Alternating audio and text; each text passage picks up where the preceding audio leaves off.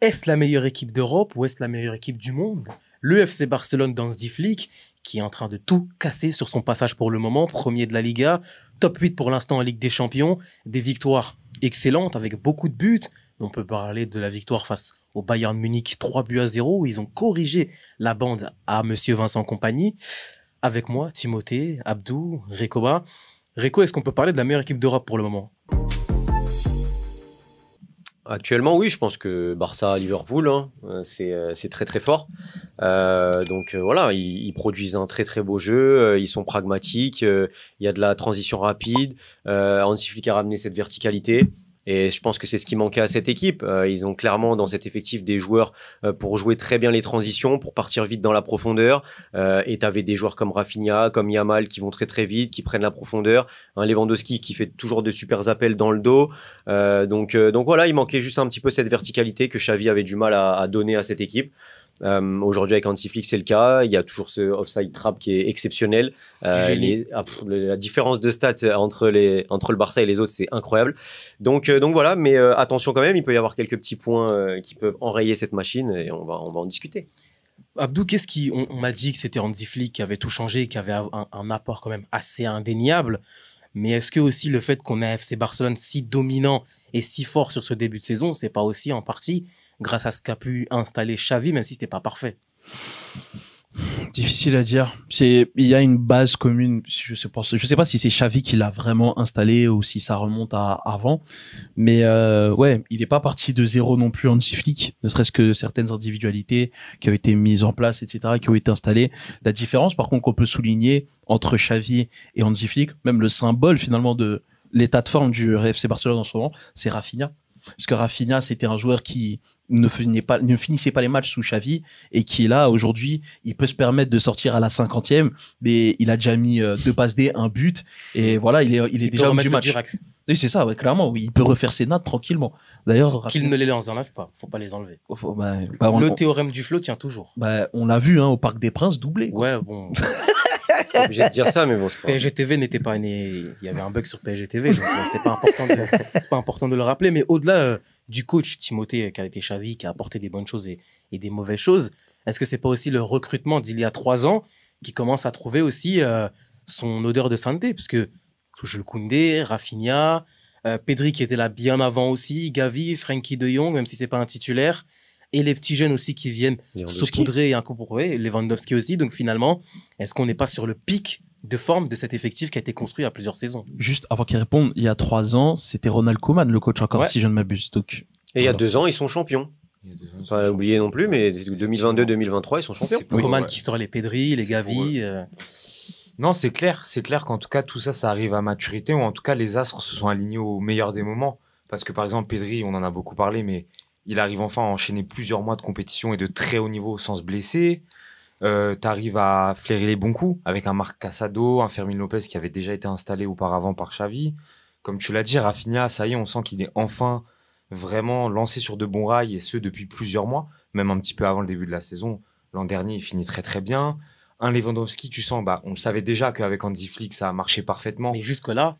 Mais là, c'est phénoménal. Dans un autre championnat, dans un autre contexte, c'est très très fort.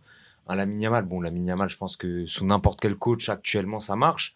Mais c'est clair que, en tout cas, Hansi Flick et les joueurs ont réussi à réunir les bons ingrédients pour que ça fonctionne et surtout que ça soit cohérent. Et ce qui est très important, ça, je crois qu'on n'en a pas encore parlé, mais c'est qu'ils prennent du plaisir. Je pense qu'Hansi Flick, il prend du plaisir à coacher cette équipe et les joueurs, ils prennent du plaisir à évoluer sous les ordres d'Hansi Flick. On prend du plaisir à les regarder. Et nous, on prend un énorme plaisir à les regarder. Pardon. Enfin, sauf lui, mais... Sauf Abdou, surtout quand ils en prennent 4 à la maison, mais ce n'est qu'un détail. Mais un grand détail. On sent vraiment qu'il y a une compréhension et un vrai dialogue qui avait peut-être plus sur la fin avec Xavi. Il y a aussi un autre joueur dont on n'a pas parlé qui est arrivé il y a plusieurs saisons au FC Barcelone et qui peut aussi représenter le changement qu'a apporté Hansi Flick et Recoba, Jules Koundé. Là aussi, qui était défenseur central à l'origine avec le FC Séville, qui a fait un très gros euro en tant que latéral droit. Et finalement, aujourd'hui, on voit peut-être aussi la révélation un peu de Jules Koundé. Ouais, en fait, Jules Koundé, il symbolise un peu tous les joueurs du Barça qui sont au top niveau tous en même temps. Individuellement, ils sont au top. Et c'est aussi Hansi Flick qui permet ça aussi, qui les met dans les meilleures dispositions, qui permet à cette équipe de bien jouer. Tout le monde est fort collectivement, tout le monde est fort individuellement.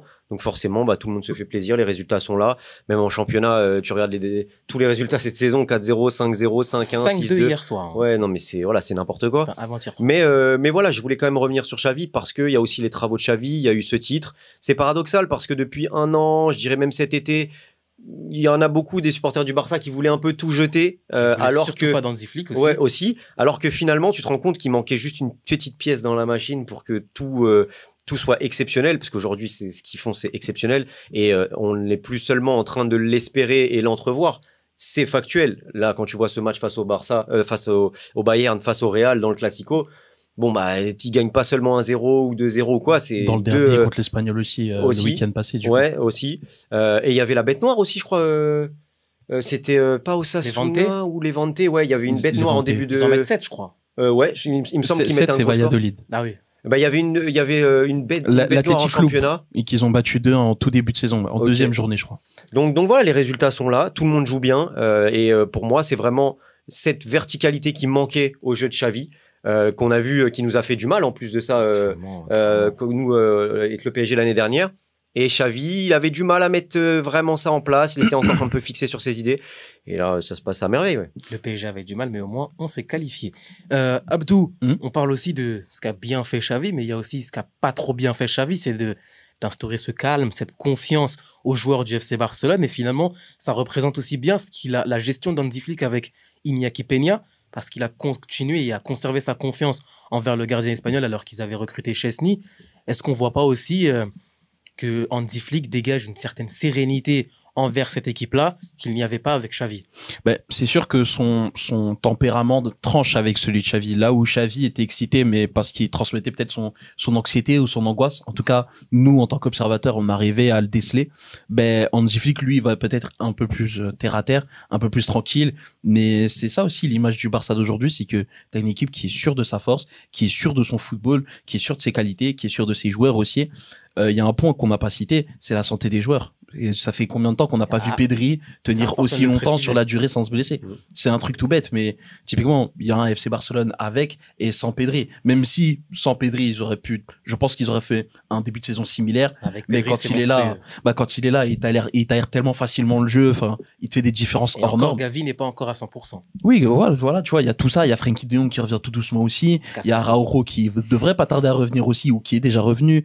Il y a Christensen qui est toujours sur la touche aussi, et qui avait été très important durant le mandat de Xavi en défense centrale. Inigo Martinez, on ne le cite pas, mais voilà, sa qualité de relance, ça fait énormément bien dans l'axe. Il revient de loin. Et je me demande même s'il va pas rester titulaire avec tous les retours de blessures en défense centrale. Donc voilà, il y a tout qui s'aligne, en fait, comme le disait Rico, à juste titre. Et ouais, par rapport à Xavi, c'est un profil qui était beaucoup plus... En fait, j'ai l'impression que, de mon point de vue, il n'était pas encore sorti totalement de la peau du joueur.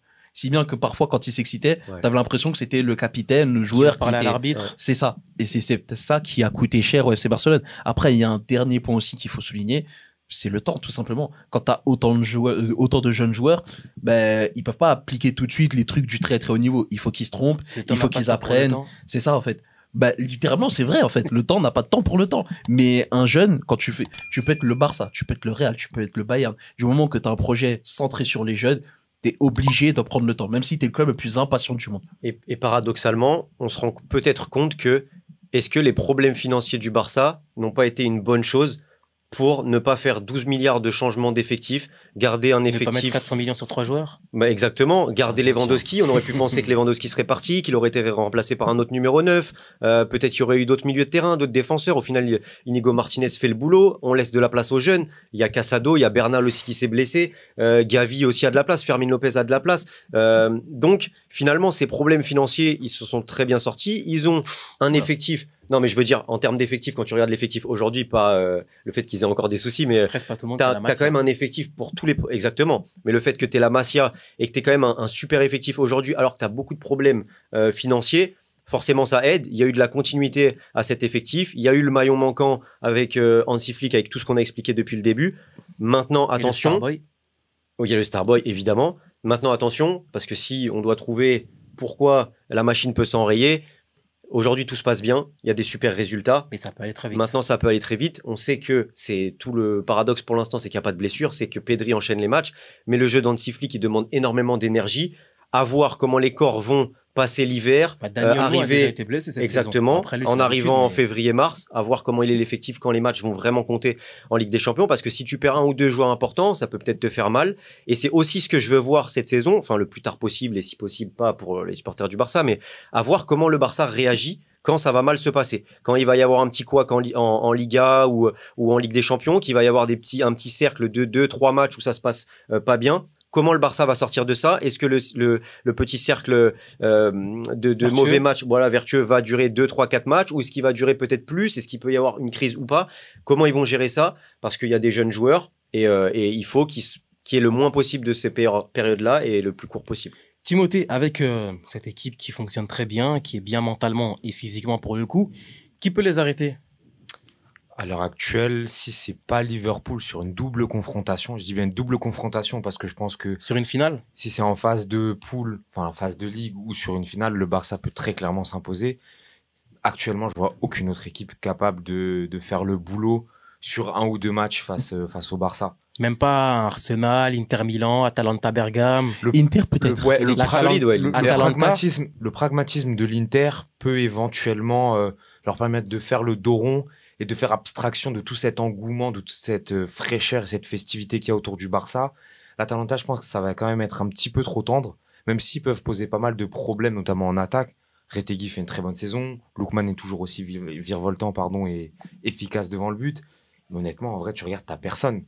City, quand tu vois ce qu'il concède défensivement cette saison et même depuis la saison dernière, C'est pas Kyle Walker qui va stopper un long ballon de Rafinha. Casado avec Rafinha en profondeur. On a vu ce que ça donnait face à des défenses que je trouvais mieux aguerries que celles de City actuellement.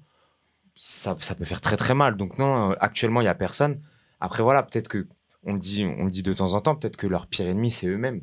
Et que c'est une blessure ou une dynamique qui va s'estomper. Peut-être que l'inexpérience va les rattraper. Pour l'instant, en fait, ils donnent cette sensation d'être intouchable, d'être complètement imperméable à toute forme de pression, toute forme de problème footballistique, jusqu'à ce que, mais non, pour l'instant, à part Liverpool sur une double confrontation, il y a personne. Ok. Clairement Je personne. voulais parler de ton club, mais on n'a plus le droit de critiquer United. Non, mais C'est- Ouais, faudrait être présent au C'est moment dommage. fatidique en Ouais. février-mars. L'année dernière, face au PSG, il se rate avec Araujo qui prend ce rouge. Bon, cette saison, on imagine quand même que ça se passera mieux, mais il faudra répondre à ce moment-là. Ils ont répondu là, Bayern Classico, c'est très bien. Il faut continuer et il y aura évidemment mars-avril où ça va vraiment compter. Chers supporters du FC Barcelone et supportrices du FC Barcelone, que pensez-vous de la forme de votre équipe? Est-ce que selon vous, vous deviendrez intouchable dans les semaines à venir et votre équipe va continuer à progresser de semaine en semaine et pourquoi pas remporter la Ligue des Champions et la Liga ou au moins à minima finir champion d'Espagne?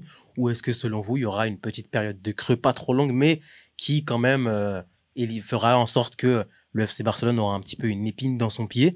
Abonnez-vous, partagez, commentez, likez et d'ici là, à la prochaine.